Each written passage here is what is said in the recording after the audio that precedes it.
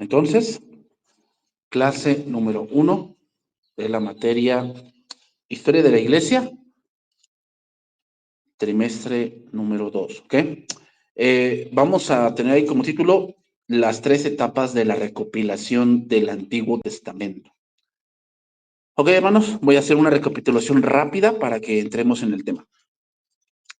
Ya vimos los primeros 100 años de la Iglesia, donde son los apóstoles, donde estuvieron todos los apóstoles, y el último que murió fue el apóstol Juan, de edad avanzada.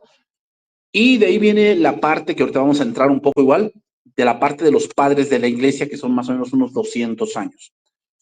Entonces, ¿qué pasa? A la muerte de los apóstoles, pues todo era oral. Todo era oral. O sea, yo transmitía la información y la fuente fidedigna eran los apóstoles. ¿Y por qué era la fuente fidedigna? Bueno, porque Dios hacía señales y milagros a través de los apóstoles. ¿Por qué? Porque el canon se estaba conformando. Lo que ellos predicaban era algo relativamente nuevo en el sentido de que nadie creía que Jesús era el Mesías. ¿Ok? Era relativamente nuevo. Digo relativamente porque eso ya estaba escrito. ¿Ok? ¿Cómo se le daba fuerza a lo que predicaban los apóstoles? A través de señales. O sea, eso que leemos en Hechos de que pasaba Pedro y con la sombra y pañuelos y cosa se llama, y que Pablo lo mordió una serpiente y que Pablo y que Pedro resucitó a Dorcas, todo ese tipo de cosas están escritas en el libro de los Hechos, hermanos, no para imitar. Óiganlo bien, no es para imitar, no es para que, bueno, Dios me está diciendo que vamos a resucitar a alguien. Yo creo que Dios puede resucitar personas, claramente que sí. Pero Dios no resucita personas por resucitar. Dios va a hacer milagros por respaldar algo. ¿Ok? Entonces tenemos que entender eso. Cuando leemos en el libro de los Hechos que los apóstoles hacían señales, hacían milagros, era porque la predicación del evangelio se estaba expandiendo y porque en ese tiempo la enseñanza era oral, no había escritos todavía. Lo único que existía era la Torá. Entonces, llegaba el apóstol y decía, yo les vengo a hablar del Mesías. Ah, sí, ¿quién es el Mesías? ¿Se acuerdan de alguien que Poncio Pilato lo quiso librar, no se pudo, la gente gritó que le crucificaran, lo crucificaron? ¿Se acuerdan de ese que tuvo entre dos malhechores? No, pues sí nos acordamos. Ese es el Cristo. ¿Cómo? ¿Ese? ¿Tú dices que es Dios? Sí, ese es Dios. ¿Entonces por qué lo mataron? Entonces, ahí viene la explicación de que era necesario, porque que el Cristo padeciese, que el Cristo muriese, era necesario. Bueno, está muy bien lo que tú dices, Pablo, lo que tú dices, Pedro, lo que tú dices, Juan, está muy bien, pero ¿cómo me compruebas que lo que tú dices es verdad? Señales y milagros. Eso respaldaba el Evangelio. Ahora, ¿por qué ya no? O sea, ¿por qué ya no hay señales como esas? La respuesta es porque todo el canon ya fue escrito. ¿Dios sigue haciendo milagros? Sí, pero no de esa manera. Ya hay de otra manera en la que Dios actúa. Se llama la providencia de Dios. ¿Ok? O sea, Dios sigue sanando. Toda gente, hasta de una gripa, sana por la voluntad de Dios. ¿Ok? Sana por la voluntad de Dios. O sea, toda sanidad, toda vida en la tierra viene de Dios. ¿Ok? Entonces Dios sigue haciendo maravillas, pero ya no para respaldar palabra. ¿Ok? Ya no. ¿Por qué no? Porque la máxima revelación es Cristo. Punto. ¿Ok? Entonces, la primera etapa de la recopilación del Antiguo Testamento es la circulación. ¿Ok? Es decir, 3 puntos. Número 1, los destinatarios específicos. Por eso es importante, hermanos, que cuando vamos a estudiar una carta o vamos a estudiar un libro de la Biblia, tengamos presente a quién se escribió, por qué se escribió, en qué tiempo se escribió, cuál era el suceso que estaba sucediendo en ese momento, las cosas que estaban pasando, por lo cual se escribe la carta. Eso es muy importante. ¿Por qué? Así entendemos muchas cosas que se están diciendo dentro de ese contexto. Por eso es muy importante. Entonces,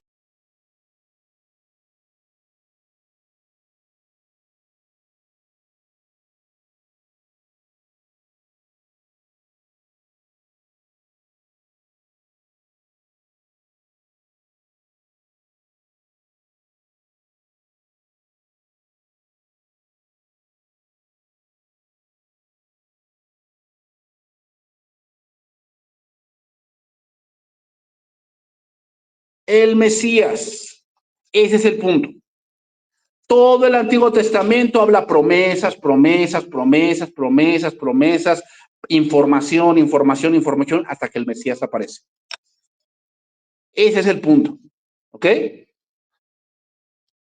Entonces, hay destinatarios específicos. Número 2,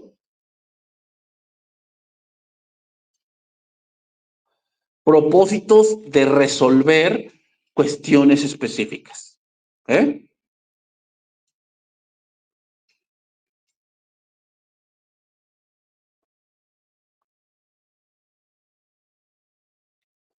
Y otro punto, leídas en voz alta y luego guardadas para su relectura y estudio.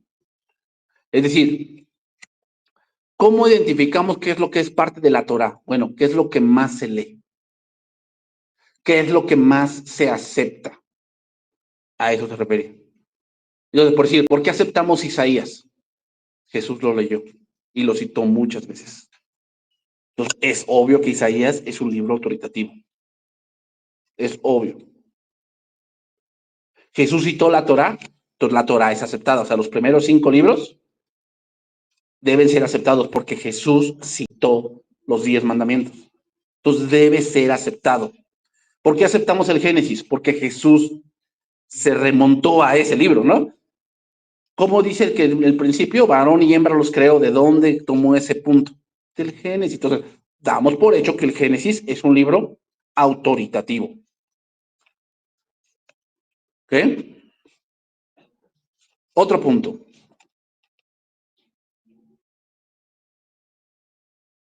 Recopilación.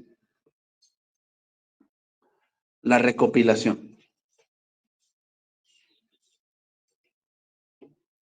Entonces, ya empezaban a circular muchas cartas y entonces se empezaron a recopilar cuáles eran las cartas que en las iglesias eran más reconocidas. ¿Ok? O sea, iban con una congregación, qué cartas o qué libros iban, ellos aceptaban y se iba haciendo una recopilación. Y de ahí sale lo que llamamos el código Muratori. Les voy a decir qué libros tenía el código Muratori,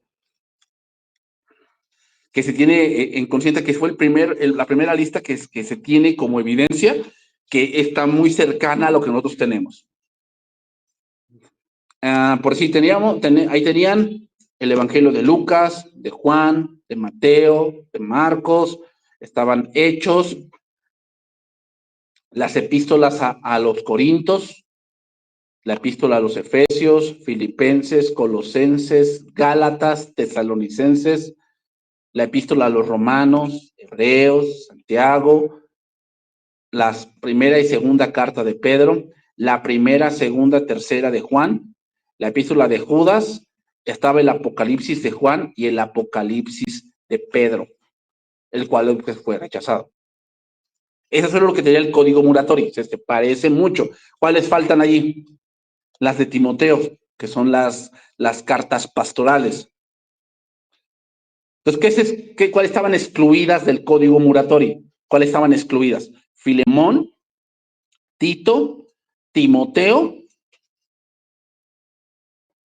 y la epístola de Santiago, que se debatía en ese momento si era canónica. ¿Por qué? Porque en ese momento la epístola de Santiago como que era muy controversial con respecto a los demás libros.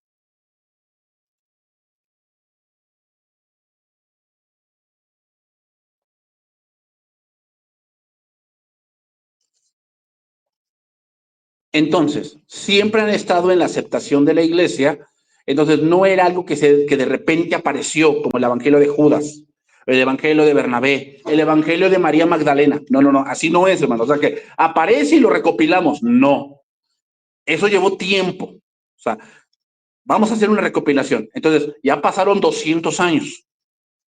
Entonces vamos a ver las iglesias que aceptaban. Entonces ya se veía que aceptaban los evangelios, aceptaban las cartas, aceptaban ciertas cartas de Pedro, de Juan. Entonces se hacía una recopilación que llevó tiempo. Entonces, ¿por qué no se acepta el evangelio de Judas? Porque para empezar, el tiempo en el que se escribió no corresponde a lo que...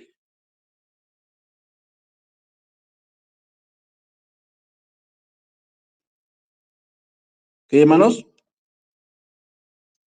Segundo, tiene doctrinas extrañas. ¿Qué? Tiene doctrinas extrañas. Recuerda lo que dice Gálatas 1. Todo lo que no se conforme al evangelio y a la santa doctrina, el tal sea anatema. O sea, no podemos aceptar cosas que van en contra de todos los principios bíblicos, aún sean un bestseller, lo que tú quieras.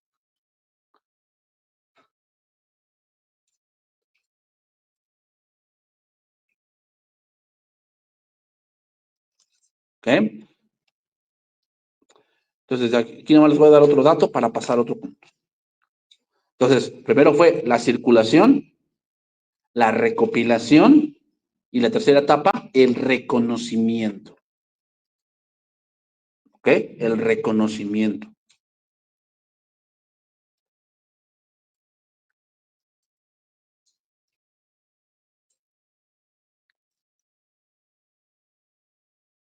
Y aquí en el reconocimiento entra alguien importante en la historia de la iglesia que después vamos a llegar con él, Constantino. Constantino fue uno de los césares que hizo que el cristianismo fuese la religión oficial de Roma. Y eso trajo muchas consecuencias. De ahí surgió el catolicismo. O sea, que ellos dicen, nosotros fuimos la primera iglesia. No es cierto. El catolicismo surgió en el 300.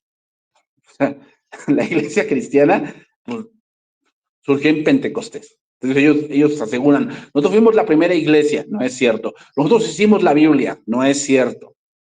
Ellos nada más reconocieron. ¿Qué? Reconocieron. O sea, es como Einstein, ¿no? Que hizo la fórmula de la relatividad. ¿Descubrió algo? No, reconoció algo. Eso ya estaba. Entonces, lo mismo, los documentos de todo el Nuevo Testamento y el Antiguo Testamento ya estaban. Solamente que la Biblia, ¿qué hizo? Reconocer que esos documentos eran inspirados por Dios. Eso fue lo único que hicieron. ¿Ok? Porque con ellos se jactan los católicos de que no, nosotros lo hicimos, no es cierto. Fíjense, nosotros tenemos en el Antiguo Testamento, en el Nuevo Testamento, 27 libros, pero estaban compitiendo en ese momento de reconocerse 500 documentos. 500 documentos. Tenemos otra 27. Eran 500 documentos que estaban compitiendo por entrar en el canon. Entonces, ¿qué se hizo? Se hizo una comisión donde empezaron a estudiar todos los escritos. Y ya se les hizo la primera, como ya lo vimos anteriormente, la primera métrica era quién escribió. Tiene que ser un apóstol o alguien cercano a los apóstoles. No podía ser cualquiera. ¿Ok?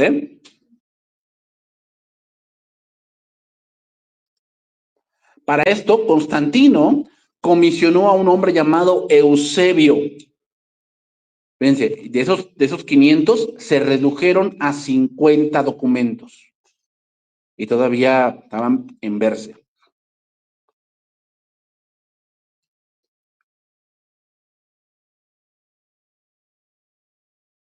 Entonces, Eusebio recopiló 3 grupos. Número 1, los reconocidos, o sea, que la iglesia decía que esos eran directamente de Pablo, directamente de Juan, directamente de Pedro. En los reconocidos que él hizo, no estaban Santiago, no estaba segunda de Pedro, tercera de Juan, tampoco estaba, Judas ni Apocalipsis, en esos que él recopiló, Eusebio.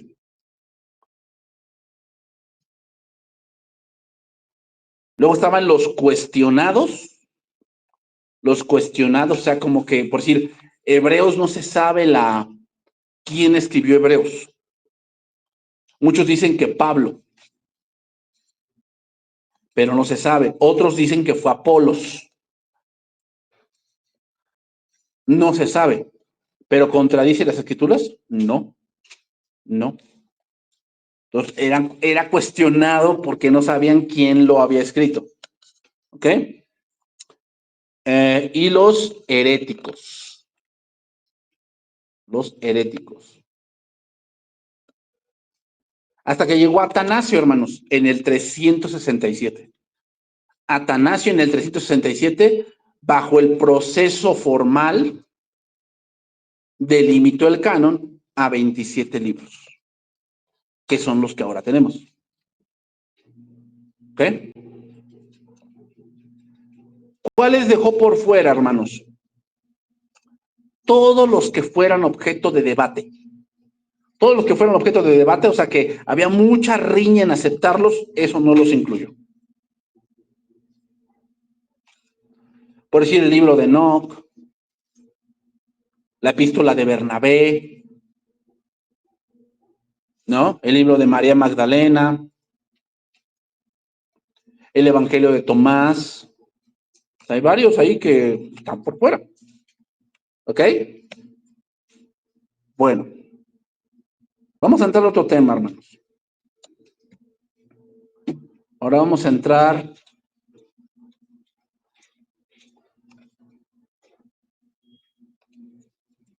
a credos y padres de la iglesia. Credos y padres de la iglesia. Como subtítulo, origen del credo apostólico. ¿Okay? A la muerte de los apóstoles, hermanos, se tenía que delimitar qué es lo que creemos, ¿verdad? Ahora se le llama confesión de fe. Entonces, ¿qué es lo que hace un credo? Un credo lo que hace es exponer lo que creemos. Por decir, nosotros creemos en el matrimonio, ¿sí? Y tenemos que explicar, ¿cuál matrimonio? El que dice la Biblia, hombre y mujer, varón y hembra, los creó. Ese es el matrimonio que creemos. Entonces, si llegara aquí personas que no, pues es que en mi derecho yo me quiero casar con mi novio, ¿no? Que pues, los dos son hombres. No. No, pero es que eso es una injusticia. No, porque tú agredes mi fe. Porque yo creo en el matrimonio como hombre-mujer, punto. Lo que tú quieres hacer no es matrimonio. Entonces, en los credos son afirmaciones de fe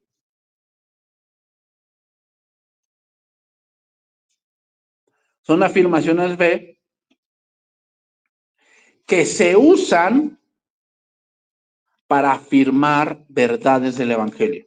¿Ok? Esos son los credos. Por si hay un credo que dice, no, creemos en el Padre, creador de todo lo que existe, y el origen de la vida. Creemos en el Hijo, que fue engendrado por el Espíritu Santo en la Virgen María. Creemos en el Espíritu Santo, la tercera persona de la Trinidad. O sea, ¿se dan cuenta? O sea, están diciendo varias cosas que están en las Escrituras.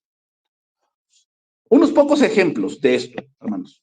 En Hechos 8:37, en Hechos 8:37, vemos ahí a Felipe que le dice, o el etíope le dice, aquí hay agua, ¿quién pide que yo sea bautizado? ¿Y qué le dijo Felipe? Si crees de todo corazón, bien puedes. ¿Y qué dijo él? Creo que Jesucristo, ese es un credo. Ese es un credo. Creo que Jesucristo es el Hijo de Dios. Ese es un credo. ¿Qué es lo que crees tú? Dices, no, pues yo creo que Dios existe. Eso no es un credo. Eso es algo general. Un credo es algo que tú has entendido del Evangelio. Por decir, en Hechos 16:31, Pablo y Silas están en Filipos, los encierran en la cárcel y después salen, hay un gran terremoto, están cantando, salen, se abren todas las puertas y dice que el carcelero ve las puertas abiertas y saca la espada y se va a matar. Y entonces Pablo le grita, ¿no? No te mates porque estamos aquí todos, nadie se ha escapado, ¿no? Entonces dice que se metió a la cárcel y los vio y le dice, señores, ¿qué debo de hacer para ser salvo? ¿Y qué les dice Pablo? Cree en el Señor Jesucristo y serás salvo tú y tu casa. Eso es un credo. ¿Cuál? Cree, cree. Romanos 19, es un verso muy conocido. Que si confesares con tu boca que Jesús es el Señor y creyeres en tu corazón que Dios le levantó de los muertos, serás salvo. ¿Qué es un credo? ¿Qué va a decir el credo ahí? Que Jesús resucitó. Que Jesús resucitó.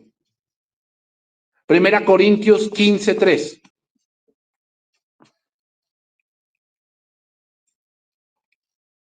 Porque primeramente os he enseñado lo que asimismo recibí, que Cristo murió por nuestros pecados conforme a las Escrituras, y que fue sepultado y que resucitó el tercer día conforme a las Escrituras.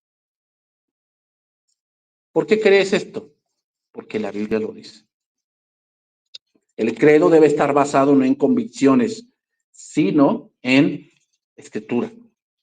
Lo que dice allí. Eso es lo que yo creo. Por eso, hermanos, hoy el cristianismo se ha reducido a tantas cosas que radican en la brujería. ¿Por qué? No radican en la escritura, radican en que no es que y mezclan el Feng Shui con el cristianismo y mezclan ¿cómo se llama? El yoga con el cristianismo. Eso no se debe de hacer, ¿no? ¿Por qué no? Porque estamos diciendo que al cristianismo le falta algo. Y no, hermano, ¿no? Filipenses 2:10. Para que en el nombre de Jesús se doble toda rodilla de los que están en los cielos y en la tierra y debajo de la tierra, y toda lengua confiese que Jesucristo es el Señor, para gloria de Dios Padre. ¿Qué creemos allí? Que Jesucristo volverá y juzgará. Y juzgará.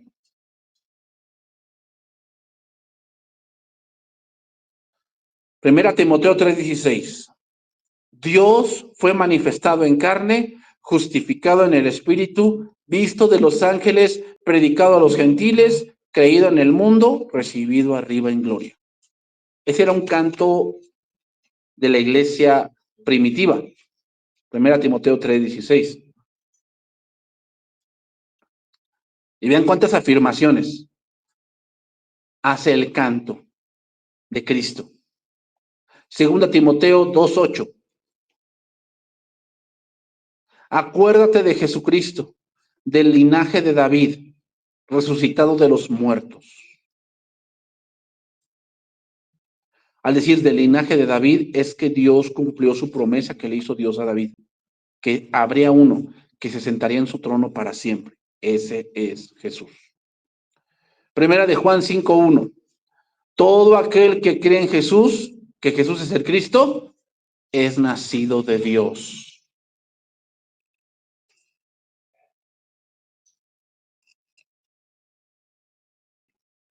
Todos estos, hermanos, debemos notar algo de lo que yo te compartí.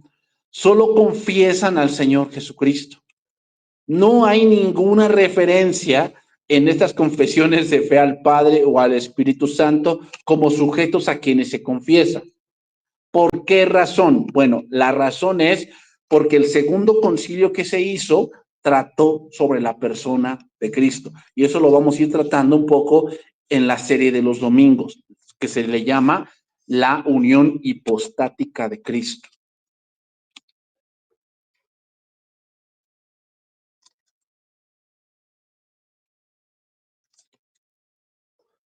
Ok, otro subtítulo. Desarrollo de las organizaciones eclesiásticas.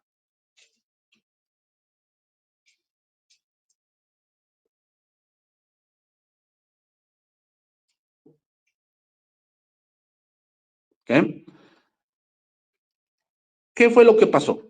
Bueno, lo que pasa siempre, hermanos, cuando la iglesia empieza a crecer y los líderes empiezan a morir, pues es necesario pues que se levanten otros. Pero ya no había otros como los apóstoles, ya no había como ellos. Entonces, después de morir Pedro y Pablo, y durante 50 o 70 años, la historia de la iglesia está en blanco. No sabemos qué hicieron hombres como Timoteo, Tito, Apolos, aunque una generación después aparecen nuevos nombres como obispos con autoridad sobre sus diferentes diócesis. Y es lo que se llama padres de la iglesia. El crecimiento y el alcance que tuvo la iglesia hicieron necesaria la organización y la disciplina, mientras las iglesias se limitaban a las regiones donde podían recibir visitas ocasionales de los apóstoles. ¿Okay? Sin embargo, cuando la iglesia llegó a ser tan vasta, o sea, tan muy grande, aún más que el imperio romano, había necesidad de levantar a líderes que vieran por esa parte del rebaño. Ese es el orden. ¿Eh? O sea, hay órdenes, por decir, la parte, hay congregaciones que tienen un comité y después tienen un pastor. ¿Qué hace el comité? Ve por asuntos dentro de la iglesia que son un poquito más organizacionales. No quiere decir que el pastor no tenga autoridad dentro de la congregación, sí, pero por decir, ¿qué hacemos o cómo se ve? Por decir, si el pastor cae en adulterio, ¿cómo lo hacemos ahí? No, pues dice, ¿la misma iglesia va a tomar la autoridad? No. No. Tiene que haber un conglomerado de pastores también que vean ese tipo de situaciones. Recuerden que la Biblia dice que contra un pastor no admitas acusación si no es con 2 o 3 testigos. O sea, no es nada más porque me dijeron y ya. No, no, no. No, porque si no, pues cualquier acusación que levantemos, pues vamos a ser objeto de investigación, ¿no? No. ¿Tienes testigos? No, pues no, pero no, pero me lo dijo una fuente muy segura, pues trae tu fuente. Porque así, no.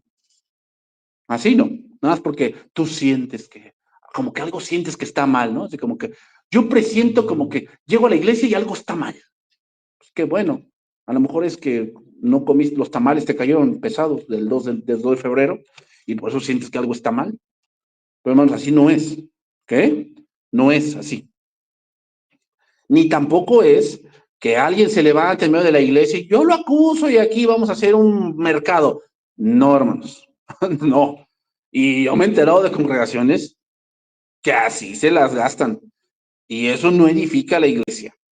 Cristo lo dijo bien, ¿no? Si tienes algo contra él, ve y tú y él que en privado, en privado. O sea, antes de hacerlo público, hermanos, vamos en privado a tratar de arreglarlo. Si no se puede y nadie quiere y este hombre o esta mujer está agrediendo a la iglesia, ¿sabes lo que se va a hacer con él? Pues se le va a sacar.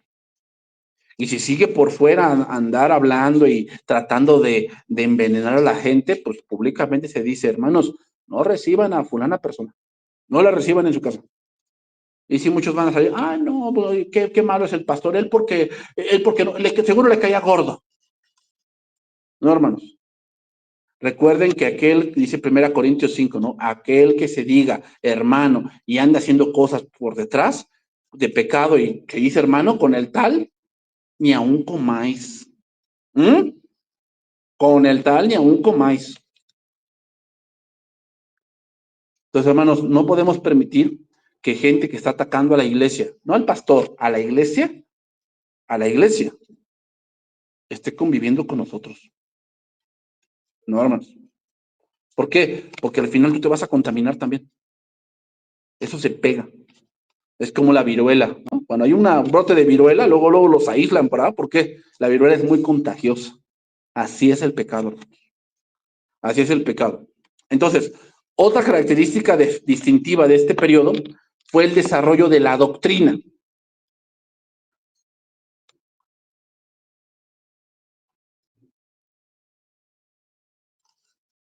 ¿Qué quiere decir? Que todo fue ya siendo por escrito. Y en ese tiempo, hermanos, surgieron tres grandes escuelas de teología. Y vamos a ver las tres, un poco de ellas, no adentrarnos. ¿Okay? Estas tres escuelas se establecieron para instruir a los que venían de hogares paganos. ¿Okay? Y habían aceptado la fe cristiana. Pero pronto se desarrollaron en centros de investigación de las doctrinas de la iglesia. Y grandes maestros allí surgieron. La primera escuela, la escuela de Alejandría.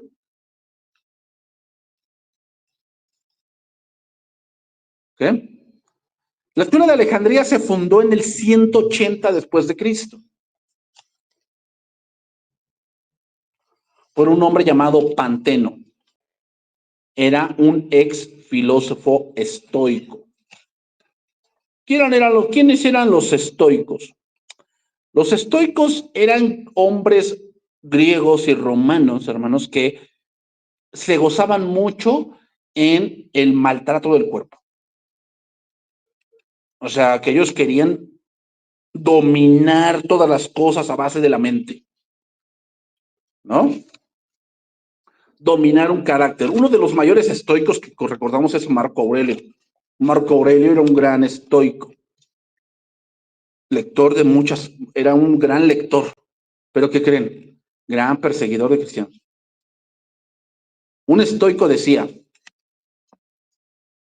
no respondas al enemigo con la misma moneda, sino haz algo que él nunca haría para avergonzarlo. ¿No? Se parece mucho a la Biblia, ¿no?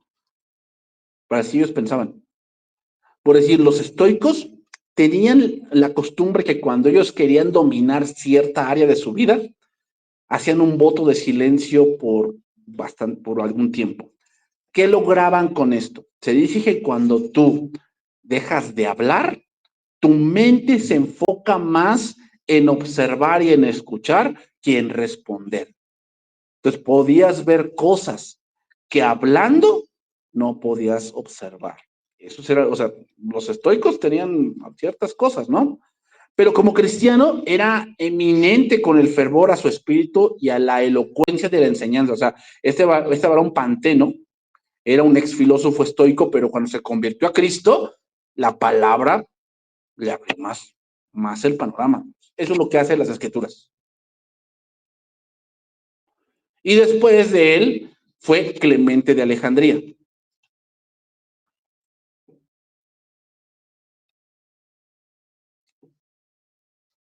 Pero el más grande de esta escuela, hermanos, que después lo vamos a ver, fue Orígenes. Se llamaba Orígenes. Después de Clemente, Orígenes. Hay muchos escritos de él, muchos escritos de él. Sus libros, hermanos, si los puedes leer un poco, de verdad, o sea, el problema de esos libros es que tienen un español muy medieval. Es el problema con esos libros. Por si hay un comentario de Gálatas de Martín Lutero. Si tú lees ese comentario, o sea, tiene riqueza espiritual, pero tiene un español muy rebuscado, muy medieval, ¿no? Pero si te das el tiempo de leer un poco de esos libros, te vas a dar cuenta que hay mucha riqueza espiritual de estos hombres. La segunda escuela, la escuela de Asia Menor.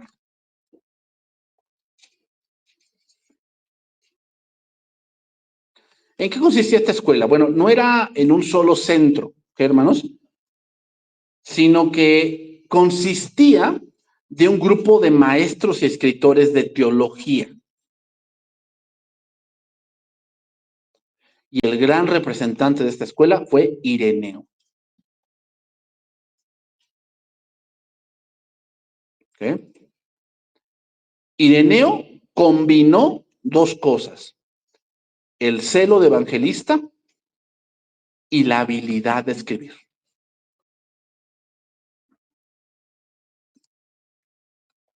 Yo todavía cuando tenía unos 15, 20 años, había una librería aquí aquí en unas cuadras. Había una librería que se llamaba Maranata, esa librería. Ahora ya no existe. Y la más grande librería que yo conozco, pues es allá en México, también se llama Maranata.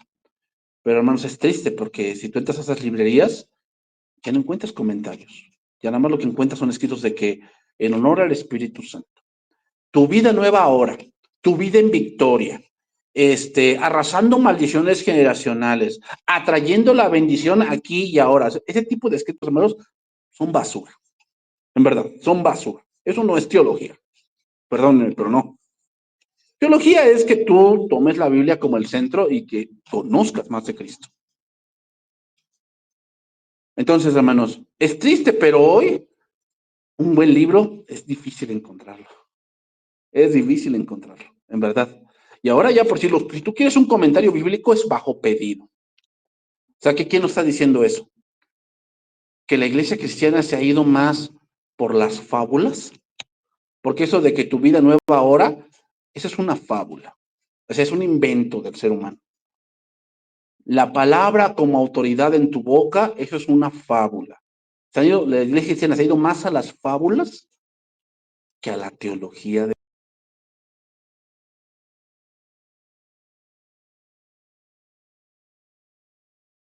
Bien difícil. O sea que ya tener un comentario en físico es un tesoro, ¿eh?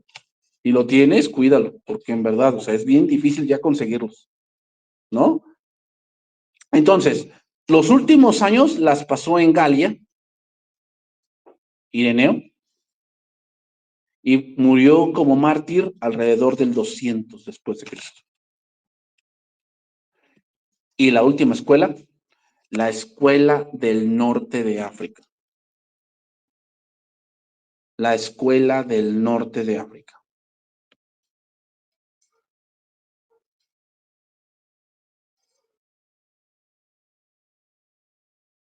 Fíjense bien, esta escuela estaba en Cartago y también tenía escritores y teólogos capaces. Lo que quiero que se den cuenta, hermanos, es que la teología es la madre de todas las ciencias. Por eso, hermano. O sea, tú pensar que tu hijo estudie escuela, pero no estudie Biblia, ¿va a progresar? No. Antes se estudiaba pero teología y después se estudiaba todas las ciencias más. Entonces, combinar tu estudio académico con la Biblia es un gran reto porque tu hijo va a tener mayor pensamiento de las cosas. Hoy el mundo te dice, no, no, no, es que eso le cierra el pensamiento, no lo deja pensar. No es cierto. La teología hace que el ser humano piense con más claridad. La escuela del norte de África, hermanos, dio forma a lo que hoy conocemos como la teología reformada, que después entraremos con ella.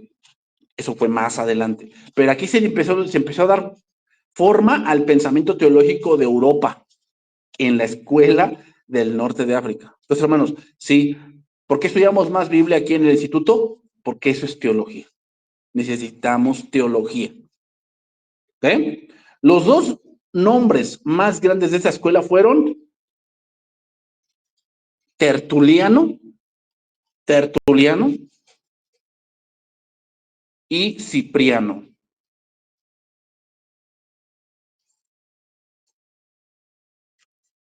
Los dos más grandes que escribieron muchos libros, muchos escritos, Tertuliano y Cipriano. ¿Ok? Bien, vamos a entrar un poco a los padres de la iglesia. Después de los apóstoles, hermanos, los primeros líderes de la iglesia fueron los padres apostólicos. ¿Por qué se les llama así? ¿Por qué se les llama padres de la iglesia? Bueno, se les dice así porque fueron instruidos personalmente por los apóstoles. Por eso se les llama padres de la iglesia. O sea, ya estamos a partir del 105 hasta el 300 más o menos. ¿Okay?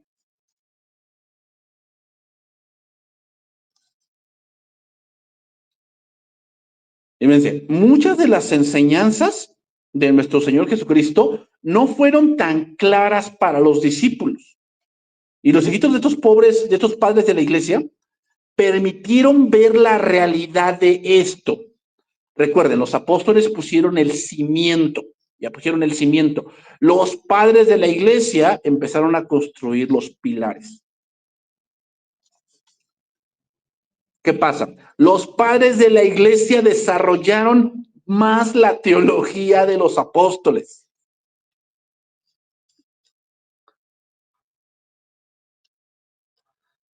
Y vamos a repasar a algunos padres de la iglesia en el poco tiempo que ya me queda. El primero que voy a mencionar, Policarpo. Policarpo fue del 69 al 156. ¿Ok? Él fue discípulo de Pablo, de Juan. Fue discípulo de Juan, del apóstol Juan. Y él fue pastor en Esmirna. ¿Ok? Él fue pastor en Esmirna. Se dice que él conoció el evangelio en los años tempranos de su vida. Y se consagró de todo corazón a pastorear la iglesia de Esmirna.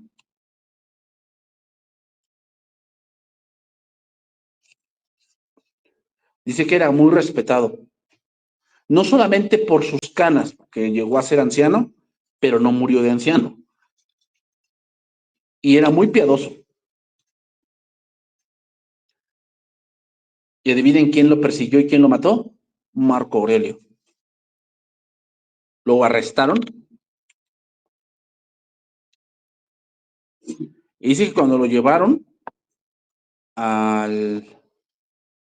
un juicio, la multitud clamaba pidiendo que Policarpo fuese arrojado a las fieras, o sea, al circo romano. Y el gobernador de ahí quería librarlo porque Policarpo ya era un anciano.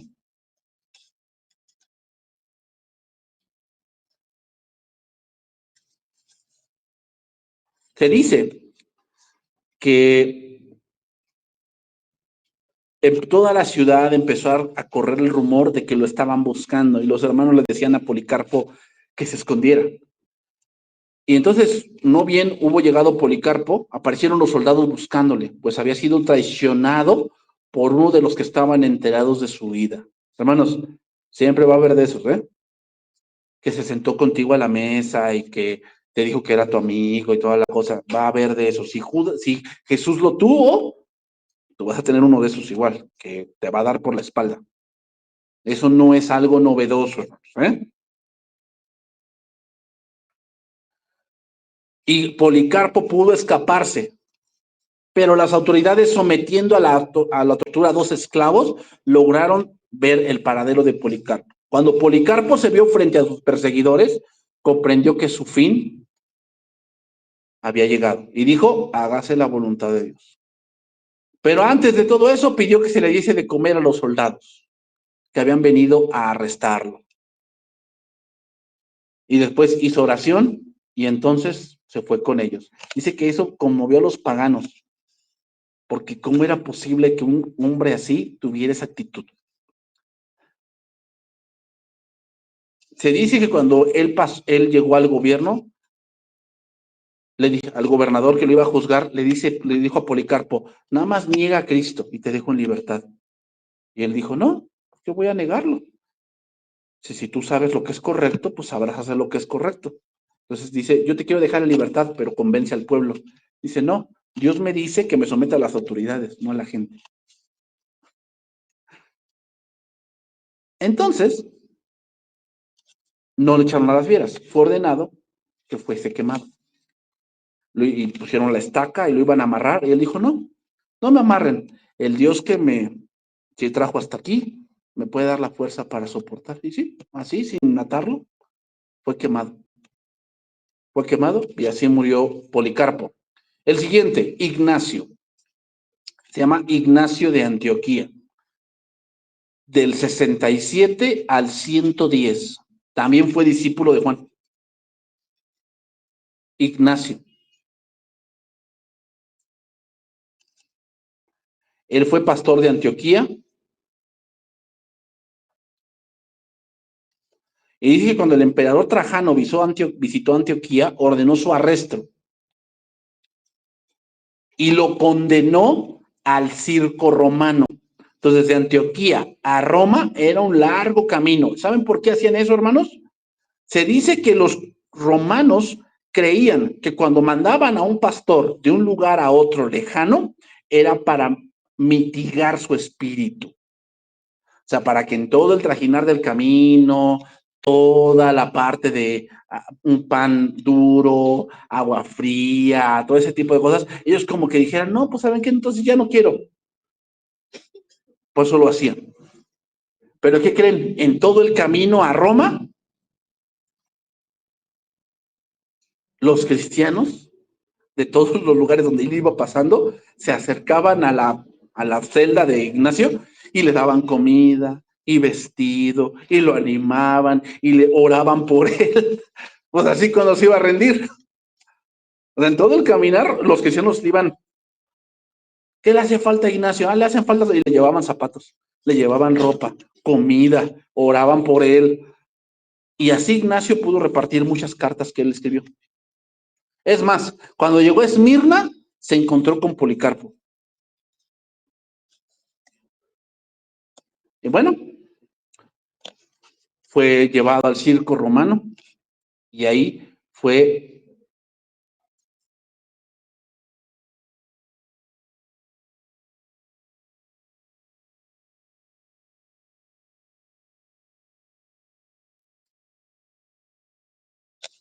otro, otro que se llama Papias,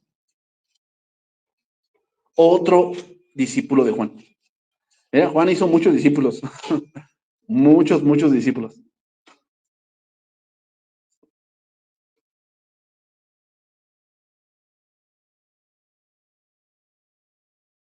Papias hizo un libro llamado Explicación de los discursos del Señor,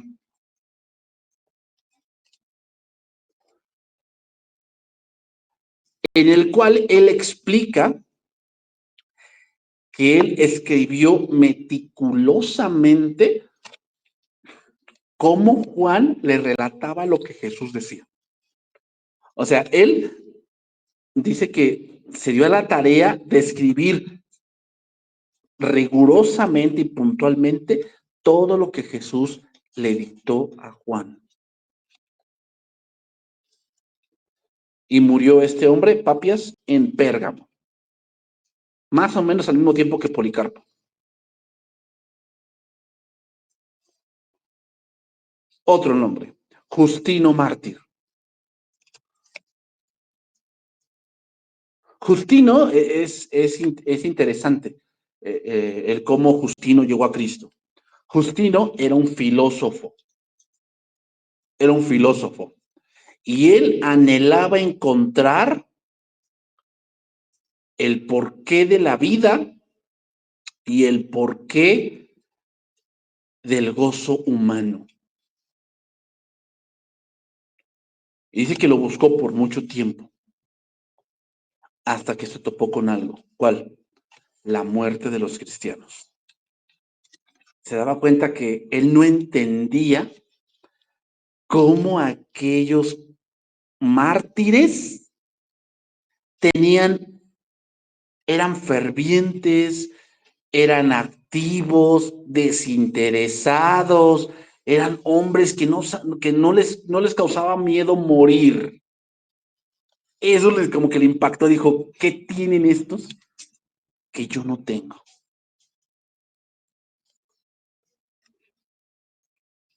Él decía, alguna fuerza divina, algún poder para el desconocido, alguna causa que él ignoraba.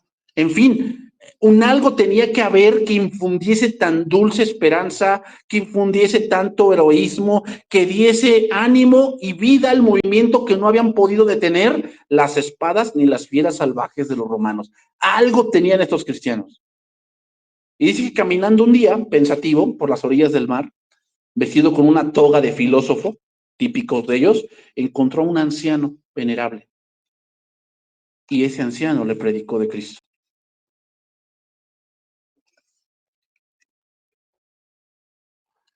Y algo que le impactó, que este anciano le dijo, Tu filosofía promete lo que no te puede dar. Tu filosofía promete lo que no te puede dar. Entonces, este anciano le habló de Cristo, de todo el consejo de Dios, y el corazón ahí de Justino Mártir ardía dentro de él, y desde ese momento, este filósofo se volvió en un serio estudiador de las Escrituras.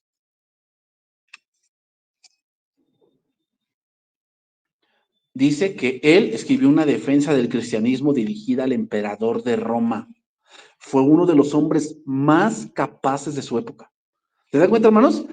Eran muy buenos en su rama, pero cuando conocieron a Cristo, eran mejores. Muchos menosprecian aquí que no, pues la Biblia no es para tanto. No. Tú podrás tener cosas académicas y está bien, pero si tú tienes a Cristo y tienes teología, eres mucho mejor. Los escritos de Justino tienen el mérito de revelarnos cuáles eran las creencias y costumbres de aquella época. Y voy a mencionar el último, ya se me acabó el tiempo. Ireneo. Hay todavía muchos más, hermanos. Pero para que vean que hombres en su juventud conocieron de Dios y si eran muy buenos en filosofía y eran muy buenos en escritura, y Dios ocupó esas cosas, pero combinadas con el conocimiento de Cristo, a ser grandes hombres de Dios. Grandes hombres de Dios.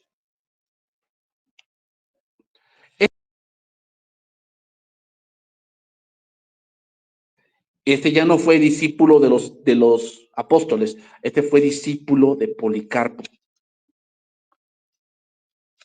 Y fue pastor de una iglesia en Lyon. La más grande pelea de Ireneo fue contra los gnósticos. Dice que en sus tiempos había ganado mucho terreno. Ireneo recordaba lo que había oído de Policarpo y este Policarpo de Juan acerca de estas peligrosas tendencias. Los gnósticos procuraban hacer del cristianismo una cuestión científica más bien que religiosa. De ellos viene el punto de que si no es comprobable, no lo creo. O sea, es que no es científico. ¿Te han traído con esas cosas? Viene de los gnósticos. Querían que la sabiduría reemplazase a la fe. No, hermanos. Todo esto sonaba muy bien en los oídos carnales, pero en realidad el gnosticismo no poseía la verdadera ciencia de la cual hacía tanto alarde. Argumentaban sobre el origen del pecado, mientras los cristianos buscaban verse librados del pecado.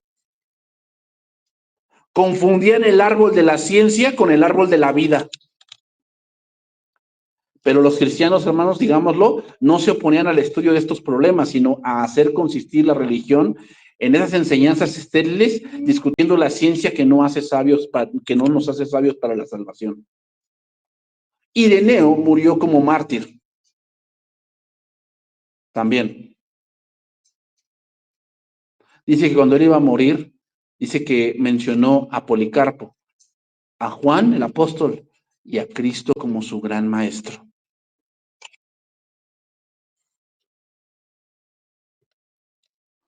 Ahí lo voy a dejar, hermanos, porque el siguiente es Orígenes. ¿Okay? Orígenes. Otro gran erudito, hermanos.